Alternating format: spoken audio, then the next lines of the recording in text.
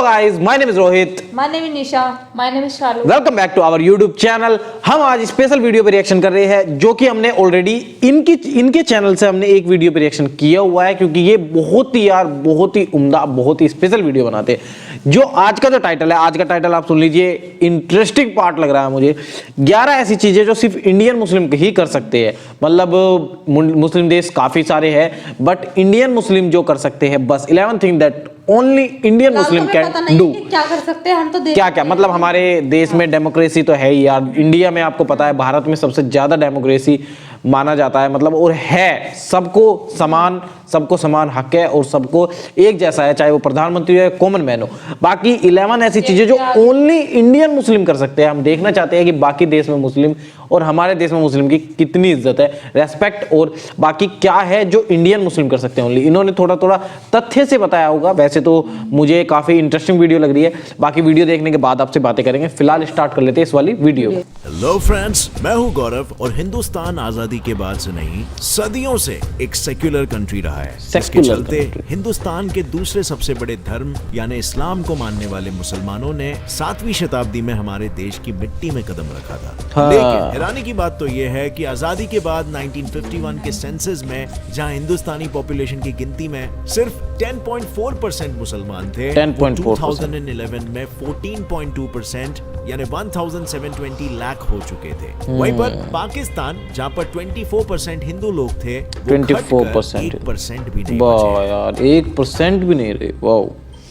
अब इससे ये बात तो साफ नजर आ रही है कि कौन सा देश माइनॉरिटी को बढ़ावा दे रहा है और कौन सा नहीं। पर हमारे हिंदुस्तान के इसी माइनॉरिटी को हम बढ़ावा देते हैं यार। जहाँ दूसरे देश मुसलमानों को टेररिज्म के नाम पर उन्हें त्योहार तक मनाने नहीं देते, उन्हें बेसिक राइट तक नहीं देते, और अगर दे भी दे तो उसके लिए उनकी परीक्षा लेते हैं। वही हमारे यहाँ पर इन्हीं चीजों को आजादी मिलती है। सुंदर यार, सुंदर, बहुत सुंदर।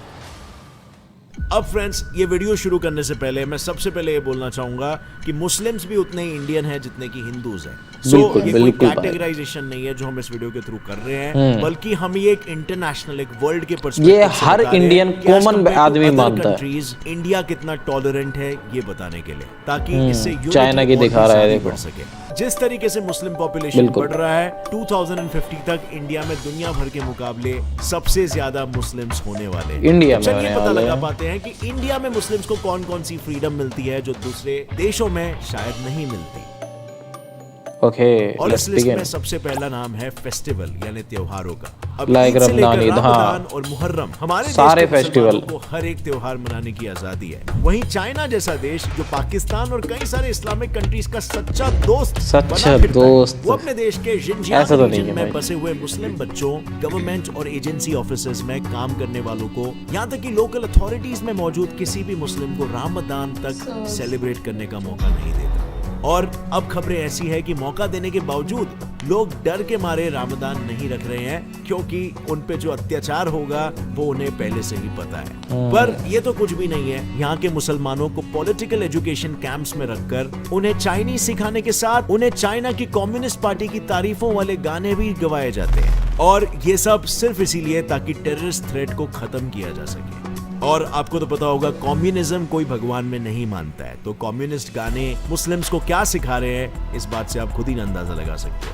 लेकिन ये इकलौते नहीं है। डेनमार्क के घेटो नेबरहुड्स में, यानी वो जगह जहां लार्ज पॉपुलेशन ऑफ माइनॉरिटी रहती है, वहां रहने वाले बच्चों के लिए ये लॉ है कि वो हफ्ते में 25 घंटे अपने पेरेंट्स से दूर रहेंगे, और इस 25 घंटों में उन्हें डैनिश वैल्यूज, क्रिसमस और ईस्टर ट्रेडिशन सिखाया जाएगा। जिसका रीजन यही है कि ऐसा करके वो उन बच्चों के मन में सेक्युलरिज्म का बीज बोना चाहते हैं और टेररिस्ट थ्रेट्स को खत्म करना बहुत बुरा है। पर इसका ऑपोजिट हमारा इंडिया है, जिसके पास 3 लाख मस्जिद है, जहां जाकर ये अपने वैल्यूज और टीचिंग को फॉलो कर सकते हैं। और हैरान कर देने वाली बात तो ये है कि ये नंबर बाकी सारे मुस्लिम देशों से भी बड़ा है।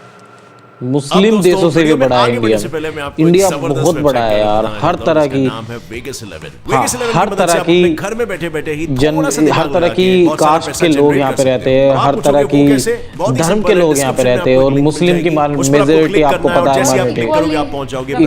इक्वलिटी क्या रखते हैं, मतलब हमारे में डेमोक्रेसी है यार, हर देश के लोग रह सकते हैं, हर मजहब के। तो भी आपको पैसे सारे जहाँ से अच्छा हिंदुस्तान हमारा किसी न किसी तरह से तो बना है यार नारा। 200 रुपीज है। इसके बाद अगर आपका मैच प्रेडिक्शन स्किल अच्छा है, और भारत, आपको पता है भारत में मुस्लिम्स को कितना बराबरी का माना जाता है, मतलब यहाँ किसी तरह का कोई भेदभाव नहीं है। आपका प्रेडिक्शन सही तो होता है हमें बहुत ही पसंद है यार, यही तो सुंदरता है इंडिया की, भारत की यही सुंदरता है। चलो हम अब चुप हो जाते हैं क्योंकि वीडियो शुरू होने वाली है। जितना ज्यादा आप डिपॉजिट करोगे उतना हायर प्राइस आप जीत सकते हो। बट वंस अगेन, अगर आपके मैच प्रेडिक्शन स्किल्स अच्छे हैं और आप सही में उस स्पोर्ट के फैन हो, तभी आप इसे खेलना जिससे आप जीत सकते हो। हर डिपॉजिट को एक बोनस तो मिलता ही है जो अनलिमिटेड है, और एट द एंड प्लेयर्स के टोटल डिपॉजिट को कैलकुलेट किया जाता है और एक बिग अवार्ड भी मिलता है उनको जिन्होंने हाईएस्ट डिपॉजिट किया हो। So click on the link in the description to make sports more entertaining. Okay. अब बढ़ते हैं दूसरे पॉइंट पर, जिसकी झलक मैंने आपको वीडियो की शुरुआत में दी थी। तो अब इंडिया में हिंदू हो, मुस्लिम हो, क्रिश्चियन हो, सिख हो या कोई भी हो, सबको पासपोर्ट, जो हर सिटीजन के लिए एक बेसिक चीज है, उसके लिए अपने डॉक्यूमेंट्स देने होते हैं और पासपोर्ट तैयार। पासपोर्ट तैयार, पाकिस्तान जो एक मुस्लिम कंट्री है, वहाँ मुसलमानों को अपने मुसलमान होने का प्रूफ देना पड़ता है। मतलब कि वो प्रॉफेट मोहम्मद को कितना मानते हैं ये साबित करना होता है, और इसके लिए उन्हें वहां पर सारे सिटीजन से एक फॉर्म पर साइन करवाया जाता है जिसमें ये लिखा होता है कि अहमदीज पाकिस्तानी नहीं है, और जो इस पर साइन नहीं करता उसे पासपोर्ट नहीं मिलता है। अब इसमें कितनी सच्चाई है ये पाकिस्तान के यूट्यूबर्स की हिलती हुई मुंडियां ही बता रही है। साइन करना होता है जिस पर लिखा होता है कि अहमद। लेकिन आपको ये भी बता दूं कि अहमदीज या अहमदियास होते कौन है। वेल, अहमदीज पाकिस्तान में एक माइनॉरिटी है, और माइनॉरिटी के साथ साथ पाकिस्तान में अहमदीज को मुसलमान तक नहीं माना जाता, और ऐसा सिर्फ इसीलिए क्योंकि उनका ये मानना है कि मसीहा गुलाम अहमद प्रॉफेट मोहम्मद के मरने के बाद भी जिंदा रहे थे। लेकिन पाकिस्तानियों को इसका बिल्कुल उल्टा लगता है, तभी तो सन 1974 में इन्हें नॉन मुस्लिम डिक्लेयर कर दिया गया था, और तब से लेकर अब तक सारे पाकिस्तानियों को अपने मुसलमान होने का प्रूफ देना पड़ता है। पर अब अपने देश के बाहर निकलने का भी इन लोगों के पास कोई रास्ता नहीं है, क्योंकि पासपोर्ट बन भी गया तो क्या ही हो जाएगा जब दूसरी कंट्रीज इन लोगों को अपने देश में घुसने तक का मौका नहीं देगी। अब देखो, हमारे देश से जब कोई भी बाहर जाना चाहता है तो वो जा सकता है, और दूसरे देश बड़े प्यार से हमारे देश के लोगों को अपने कंट्री में एंट्री देते हैं। वहीं अमेरिका जैसे सेक्युलर देश में, जहाँ आपको दुनिया के सारे कंट्री से आए अलग अलग रंग, रूप, वेशभूषा, अमेरिका में भी सब रहते मिल जाते हैं, उसने 2017 में सीरिया से लेकर Libya, Iran, Iraq, Somalia, Sudan और येमेन, इन सारे ही कंट्रीज के मुस्लिम्स को अपने देश में मुस्लिम बैन लगाकर आने से बैन कर दिया था। और इसके पीछे का रीजन क्या था आपको पता है? वेल, इसका रीजन था टेररिज्म, जिससे अपने देश को बचाने के लिए एक्स प्रेसिडेंट डोनाल्ड ट्रंप ने ऐसा किया था, और जिसे अमेरिका के नए प्रेसिडेंट जो बाइडेन ने अपनी कुर्सी पर बैठकर पहले दिन ही हटा दिया। पर अब लोग इस बैन को हमेशा हमेशा के लिए भुला देने के लिए बिल पास करवाना चाहते हैं, जिससे फिर कभी भी कोई प्रेसिडेंट इस तरह के बैन ना लगा सके, और फिर कभी एक ये सही है, वैसे अच्छी बात है, भाई अपनी बहन से, एक बच्चा अपने परिवार से बस एक लॉ की वजह से बिछड़ ना जाए। अब फ्रेंड्स, आपको पता होगा हर साल यार ऐसे आप बैन तो नहीं कर सकते, क्योंकि सभी तो टेररिस्ट नहीं होते ना, दुआ पाने के लिए हज जाते हैं, और हमारे हिंदुस्तान से सन 1954 से ही मुसलमानों को अपने हज जाने हमारे देश में बैन नहीं है, पूरा बताओ, कराने के खातिर सब्सिडीज यानी कि मदद दी जाती रही। इसमें उनके आने जाने के लिए मिलने वाला एयर इंडिया का सऊदी अरब तक का सफर भी शामिल था। लेकिन 2011 में मुसलमानों को मिलने वाली सब्सिडी को थोड़ा घटा दिया गया। मतलब जिस सब्सिडी के लिए हमारा देश 2013 में $100 मिलियन यानी 749 करोड़ रुपीस दे रहा था, उसे 2016 में कम करते हुए $75 मिलियन यानी 561 करोड़ रुपीस कर दिया गया, और 2017 में गवर्नमेंट ने इस सब्सिडी को ही रोक दिया। लेकिन इस सब्सिडी को रोकने के पीछे गवर्नमेंट का अपना कोई स्वार्थ नहीं था, बल्कि मौलाना महमूद ए मदानी जो राज्यसभा के मेंबर थे, उन्होंने ये बात सामने रखी कि हज के लिए सब्सिडी लेना इस्लामिक शरिया के खिलाफ है, क्योंकि कुरान में ये साफ साफ लिखा है कि मुस्लिम्स को हज पर अपने रिसोर्सेज से हाँ, ये तो मैंने भी सुना है।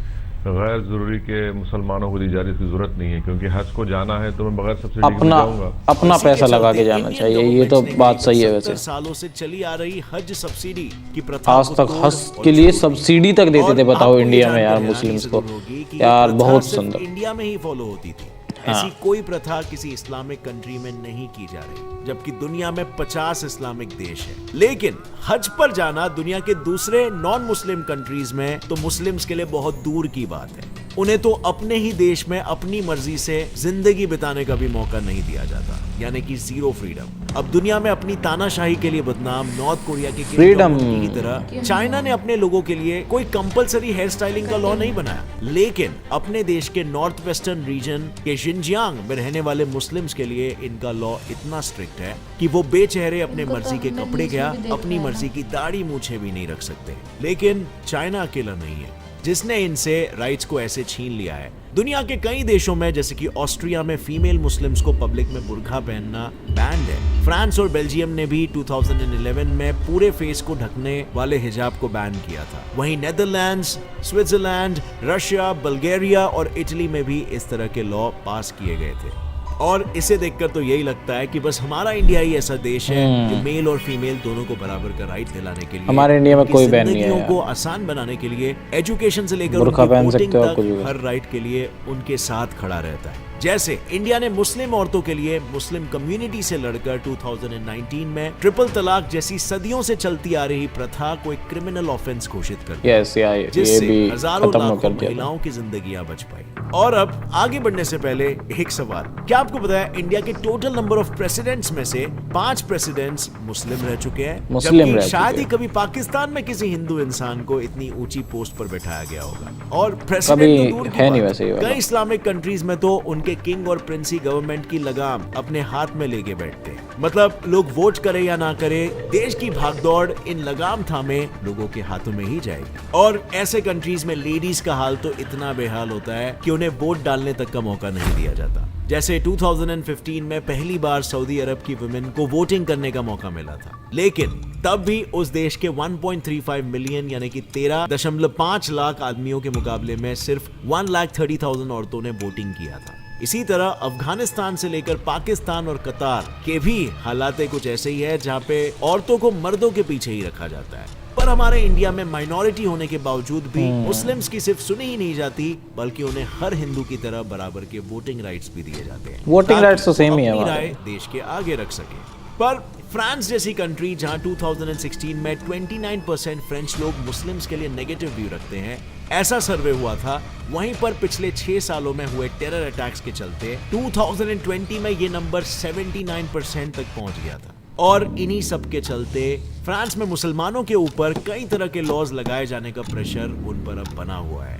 पर फ्रेंड्स, हमने दूसरे कंट्रियों के बारे में तो ये सब जान लिया। आपको क्या लगता है, दुनिया का मुस्लिम्स को लेकर जो नजरिया है, क्या वो सही है, या फिर हमारे देश इंडिया का क्या एक कम्युनिटी के कुछ रैडिकल एलिमेंट्स की वजह से पूरे कम्युनिटी के साथ ये व्यवहार करना सही है? और इन सभी सवालों के साथ एक और एक सवाल ये भी उठता है कि क्या सारी दुनिया गलत और मुस्लिम कम्युनिटी सही है? और साथ ही में जो एजुकेटेड मुस्लिम्स हैं, क्या वो अपने रैडिकल लीडर्स के अगेंस्ट खड़े रह सकते हैं जहां पर जरूरत हो और जहां पर वो गलत हो?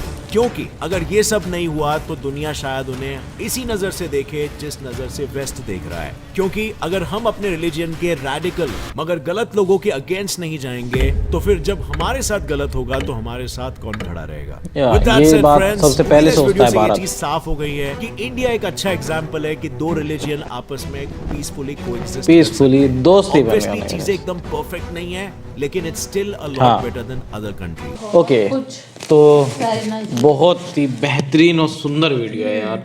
मतलब बनाई ना, मतलब बहुत अच्छी बनाई है। ये बहुत ही स्पेशल बंदे हैं, वैसे इनके चैनल बहुत ही बड़ा है, हमने इनकी वीडियो पे रिएक्शन किया। हाँ, और मतलब यार इनकी वीडियो में एक तो बहुत कुछ था, बहुत कुछ, जैसे कि हम सिर्फ कुछ मुस्लिम्स या कुछ लोगों की वजह से हम पूरी कम्युनिटी को बेकार या ख़राब नहीं बोल सकते, और बेकार या ख़राब नहीं कह सकते हम। बाकी इसके अंदर बहुत सारी चीज़ें थी हमारे, यार मैं इंडिया के बारे में तो क्या ही बोलूँ, इसके अंदर आपने वीडियो में देख लिया होगा, लिंक आपको डिस्क्रिप्शन में मिल जाएगा, ओरिजिनल वीडियो को आप दोबारा भी देख सकते हो वीडियो को, कि क्या क्या है जो हमारे इंडियन मुस्लिम्स भाइयों को बहनों को अलाउ है जो और कंट्रीज़ में नहीं है। बेसिकली फ्रीडम और डेमोक्रेसी हमारे देश में बहुत ही ज़्यादा है और देशों के मुकाबले में। डजेंट मैटर वो मुस्लिम देश है या फिर कौन सा देश है, सभी देशों के मामले में हमारा जो है फ्रीडम और डेमोक्रेसी हमारे देश में बहुत ज़्यादा दी जाती है। और ये सच है कि सारे जहाँ से अच्छा हिंदुस्तान हमारा, ये बिल्कुल दिल से निकलता है। और चाहे इंडियन है ना, जो मुस्लिम है या हिंदू है या क्रिश्चियन है पंजाबी है कोई भी है, वो इंडियन है ना, हर इंडियन यही कहेगा कि सारे जहाँ से अच्छा हिंदुस्तान हमारा, वो इसीलिए है। बाकी बहुत ही स्पेशल वीडियो थी, बहुत पसंद आई आपको हमें। वीडियो कैसी लगी कमेंट करके जरूर सब्सक्राइब करें, नहीं हो तो और channel को- आप हमें इसकी वीडियो के बाद में व्यू दे सकते हो कि आपको क्या समझ में आया। देखो हम हेट तो नहीं फैलाएंगे, बट हम ये भी नहीं कहेंगे दूसरी कंट्री बेकार है या खराब है, बट हमारे वो जो सबको राइट्स अपनी है, अपनी country हाँ, सबको पता है सबको कैसी है। सबको पसंद है और सबको हमें पसंद होती है और अपनी- सबको पता होता है कि कैसी है, क्या राइट्स है। बाकी हमारे पासपोर्ट से लेके वोटिंग राइट्स तक फीमेल या लेडीज़ या जेंट्स सबके फ्रीडम लेवल इक्वली माना जाता है। तो बहुत सुंदर आप ये वीडियो हमने देखी, हमें बहुत मज़ा आया। आप लोग बताइए आपको कैसी लगी। और हमारा देश अगर आप बाहर देख रहे हो, सिंपल सी बात है, आप व्यू कर सकते हो या देख सकते हो, रिकमेंड करके हमें बता सकते हो जो भी आपको समझ में आया। फिलहाल वीडियो को like करें, लाइक कर दीजिए, कमेंट कर comment दीजिए, करें, शेयर कर दीजिए, चैनल को share सब्सक्राइब कर कीजिए। दीजिए। फिलहाल वीडियो को हम यहीं तक रखते हैं एंड थैंक यू, आपने हमारी वीडियो यहाँ तक देखी। मिलते हैं आपसे किसी और वीडियो में, तब तक के लिए tata bye bye and Take take care. Care.